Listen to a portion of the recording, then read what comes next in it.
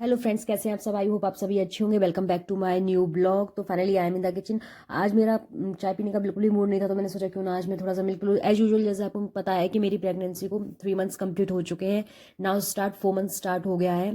तो थोड़ा सा मुझे अपने डाइटिंग पे और थोड़ा सा मुझे अपने रूटीन पे भी थोड़ा फोकस करना पड़ेगा। आई होप आप लोगों की पढ़ाई ठीक चल रही है, मेरी पढ़ाई भी ठीक चल रही है।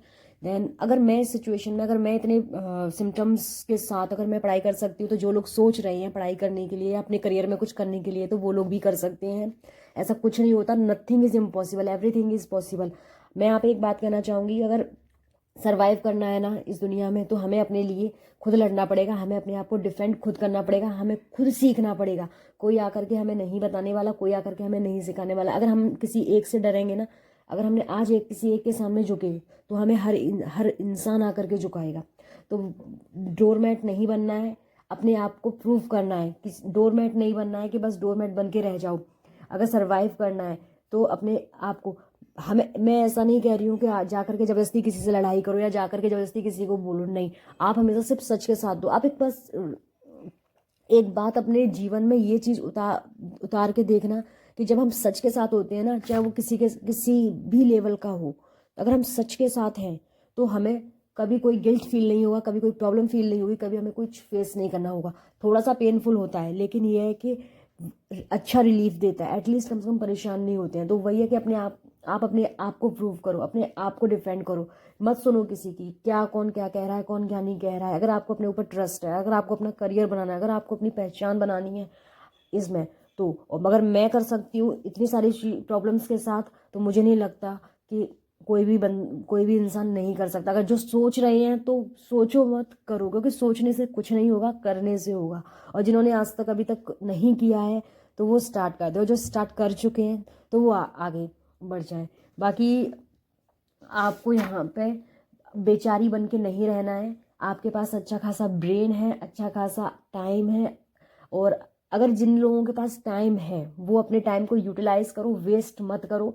और बेचारी बनकर मत रहो, क्योंकि इस दुनिया में बेचारी नाम का ऐसा शब्द कुछ नहीं होता है। सिर्फ लोग आपको यूज़ करेंगे और बार बार यूज़ करेंगे, और आपके कहीं ना कहीं मोटिवेशन को डिमोटिवेशन में बदलते रहेंगे। तो बस मेरा कहना यही है कि जो लोग सोच रहे हैं कुछ करने की, तो सोचो मत, just stand up and do it. जब मैं कर सकती हूँ, तो कोई भी कर सकता है। सबके अंदर इतनी हिम्मत होनी चाहिए अपने आप को प्रूफ करने की, अपनी लाइफ को आगे बढ़ाने के लिए। तो finally let's get back to study. हम अपनी स्टडी पे आते हैं। अब जैसे कि टाइम रह गया है बहुत ज़्यादा कम, और पढ़ाई है थोड़ी सी ज़्यादा, तो हमें पढ़ना भी पड़ेगा, साथ में एक्स्ट्रा टाइम भी निकालना पड़ेगा। लास्ट ब्लॉग में क्या पढ़ा था मैंने, पियाजे और वाइगोस्की के बारे में पढ़ा था, कि ये दोनों आपस में, पियाजे कहते हैं कि थॉट्स आई पहले, लैंग्वेज बाद में। और वाइगोस्की कहते हैं कि थॉट और लैंग्वेज दोनों पैरेलल हैं, एक साथ चलते हैं, एंड आगे जा करके वो मर्ज हो जाते हैं। ये तो हो गई इनकी कहानी। ना आज हम क्या पढ़ने वाले थे, आज हम नेक्स्ट पढ़ने वाले थे, दैट इज स्किनर। स्किनर के बारे में तो इन्होंने एक बुक लिखी है, और उस बुक का नाम है वर्बल बिहेवियर, बिहेवियरिज्म रेनफोर्समेंट। यहाँ पे ये इमिटेशन, इमिटेशन का मतलब होता है नकल करना। भाषा बच्चा नकल करके सीखता है। ये कहते हैं स्किनर कि वर्ड और मीनिंग दोनों एक दूसरे से रिलेटेड होते हैं। Now come to next, Noam Chomsky. Noam Chomsky क्या कहते हैं कि बच्चे के अंदर इनेट एबिलिटी होती है लैंग्वेज को एक्वायर करने की। इन्होंने LAD, कि बच्चे के अंदर जो माइंड में जो रहता है वो LED होता है। L for language, A for acquisition, D for device. और नेटिविस्ट भी कहते हैं, चिल्ड्रंस, बच्चे जो होते हैं वो लैंग्वेज को एक्वायर बहुत जल्दी कर लेते हैं। उनके अंदर ये डिवाइस जो होता है, और उन बच्चों को इसे यूनिवर्सल ग्रामर भी स्किनर ने इसे यूनिवर्सल ग्रामर भी कहा है।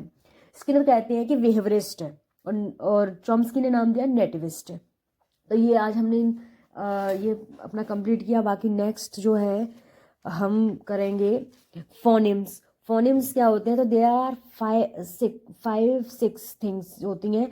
फोनिम्स, मोर्फेन, सिंटैक्स, सेमेंटिक्स, प्रैग्मेटिक्स, लिंग्विस्टिक डिटर्मिनेशंस, ये चीज़ें होती हैं। तो इनकी एक्सप्लेनेशन हम अपने नेक्स्ट ब्लॉग में करेंगे। और अभी जो हम पीछे का जो रिवीजन है, वो आप लगातार अपना रिवीजन करते रहिए। बाकी मेरी वीडियो में फोनेम्स, फोनेम नाम से ही समझ में आ रहा है कि फोन पे हम क्या करते हैं, बात करते हैं, और इट्स रिलेटेड, ये समझ में आ रहा है इससे कि ये ध्वनि स्मॉलेस्ट, सबसे छोटी, इसके एग्जाम्पल लाइक का, ज, न, ह, ये इस टाइप के इसके example. Now next is morpheme. Morpheme का मतलब हो गया रोपिम, स्मॉलेस्ट मीनिंगफुल यूनिट, की कोई भी वर्ड है जिसका एक मीनिंग है उसको कहेंगे हम मोरफेन। अगर आप बाकी का जो नेक्स्ट 3 है वो हम अपने नेक्स्ट ब्लॉग में एक्सप्लेनेशन करेंगे, और पीछे का जितना भी है वो उसको हम रिवाइज करेंगे। और अगर अभी तक आपने मेरे चैनल को सब्सक्राइब नहीं किया है तो मेरे चैनल को सब्सक्राइब करें, लाइक करें, कमेंट